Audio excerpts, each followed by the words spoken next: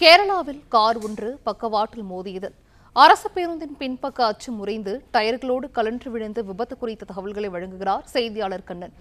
கண்ணன், இது குறித்தான விவரங்களை பதிவு செய்யலாம்.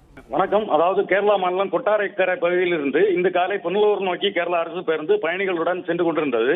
பேருந்தானது கொட்டாரக்கரை புலவன் கோட்டபுரம் சாலையில வளைவான பகுதியில் சென்று கொண்டிருந்த போது எதிரே வந்த ஸ்கார்பியோ கார் டிரைவரின் கட்டுப்பாட்டை இழந்து பேருந்தின் வலதுபுற பக்கவாட்டில் மோதி விபத்துக்குள்ளானது.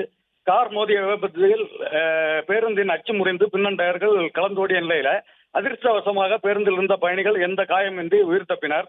கார் டிரைவரும் லேசான காயத்திலும் உயிர் தப்பிய நிலையில கார் மோதிய வேகத்தில் பேருந்தில் அச்சு முறிந்து பின்னன் டயர்கள் கலந்து ஓடும் பரபரப்பு சிசிடிவி காட்சிகள் தற்போது வெளியாகியுள்ளது.